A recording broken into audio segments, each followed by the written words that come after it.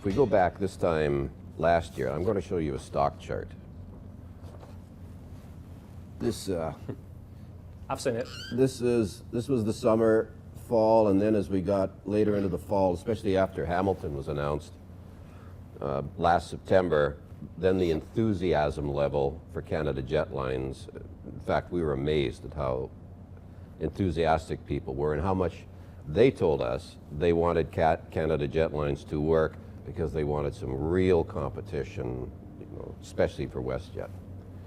And then WestJet had announced its plans for Swoop, which is now in the air.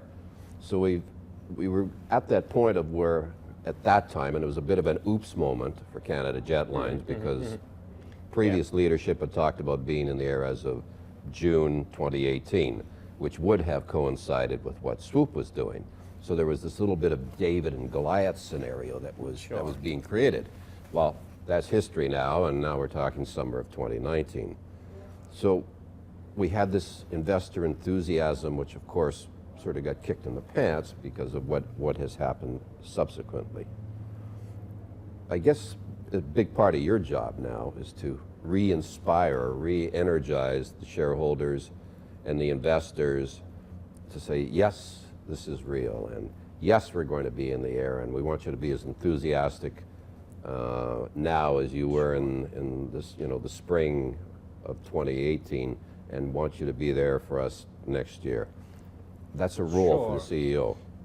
Sure. Well, I agree. I would love investors to be excited about like Jetlines and get our stock level to the levels we've been in the past. But my, I would say 90% of the time I'm spending into the company is into like getting into this company, willing to invest the money, because that's the one thing that is going to help us take off. So I'm not as concerned about the short term, but about getting the right things done so that we're in operation by summer 19. So that's my goal. I understand, and we're trying to share with shareholders as much as we can in terms of like what are the things that we're doing. We're sending out press releases. I'm doing this with you now so that people understand where we are and the kind of things that we're doing. But I'm focused on getting those important things done. And as you're saying, like raising money is a critical piece of it. So I'm going to make sure like we do what we can so that we can show to existing shareholders that we're capable of doing this. Still on Swoop for a second. Sure. When you're in the air,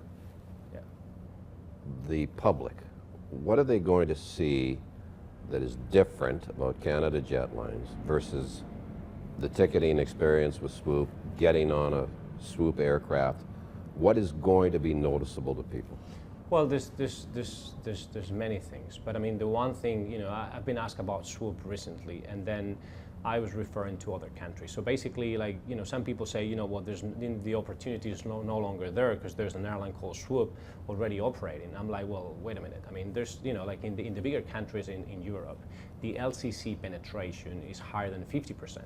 Now, if you look down to the U.S., 30% of the market is controlled by LCCs. So now there's the Swoop and another airline just now penetrating the market. In between the two of them, I think they have like 10, 12 aircraft compared to the 650 aircraft that there are in Canada. So why should I be concerned about like Swoop if the market is so big? So there's one of the things that that I guess I have like good experience on is network planning, which is the one thing I was referring to that I was working with Lucas.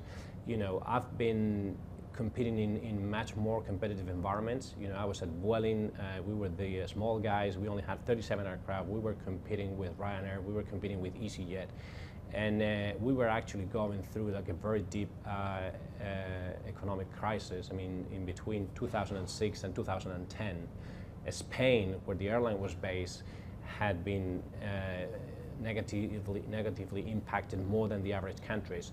And even though competing with these guys that are, as I hope you agree with me, they're the real guys, with like fleets of 200, 300 aircraft, like with their cost being like super extremely low, and we managed to get ourselves like launch routes and build competitive advantage and make it. Now, like similar story is the one in Mexico. So we were the smallest guys. We only had 13 aircraft when I joined the airline, and we had like the Volaris, the Interjet, the Aeromexico. They all like being very aggressive, coming to us, and we managed to like turn around the airline, grow the fleet, and become the most profitable airline. So I think that has a lot to do with network planning, the kind of routes and the kind of deals you close with airports that allow you to kind of avoid competition, or as much competition as you would if you don't do the right calls. And then the kind of the technology that I'm willing to invest in is also going to give us an advantage over the rest.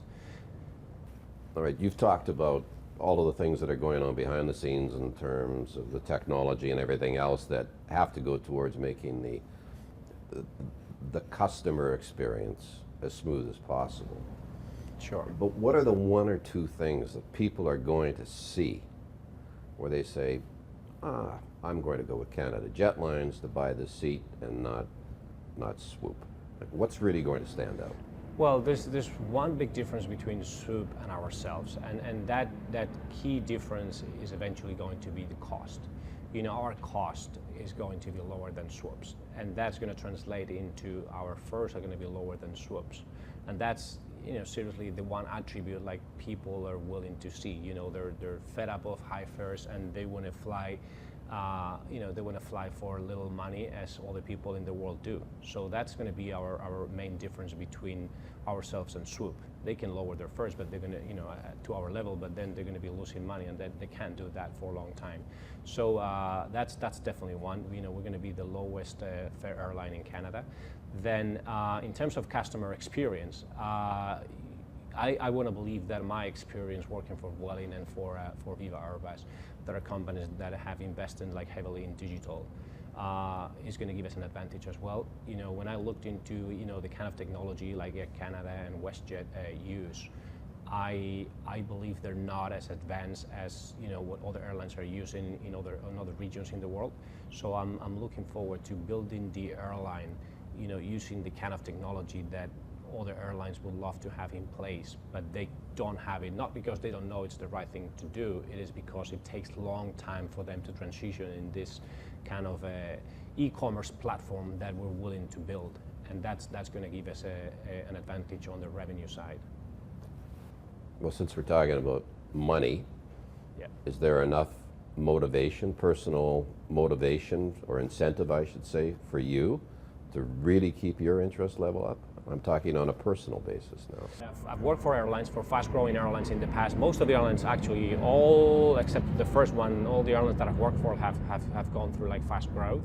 The last two LCCs that I've worked for, like we've grown rapidly, but I've never started up an airline from scratch, and that's one of the reasons why I'm here, because I wanted to start up an airline from scratch, and I think it's the most fascinating job that any airline person can have. So me being the CEO of this company and being able to recruit the kind of people that I believe can build this amazing airline, it's very exciting. So it's not only about the money. The money is important, but it's not that important. It's just about building an airline that is right for the customers and making sure that shareholders are going to get enough value out of their returns. Everybody asks this question, I have to ask it. Sure. What keeps you up at night? What keeps me up at night? It's mainly my 2-year-old twins. But then, other than that, I go to bed and I sleep well. I think we're doing the right things. We're meeting with investors, and again, I believe we're getting closer to that time in which they end up investing. So that's giving me peace of mind. Then the kind of people that we're bringing into the company, not all of them are already public, but I mean it's the right people with the right culture, with the right DNA culture. So I think nothing is really keeping me up at night except from my twin babies. Could be worse. Could be worse. Thank you. All right, This was thank good, you. and hopefully we get to do this again. Thank you so much. Thank you.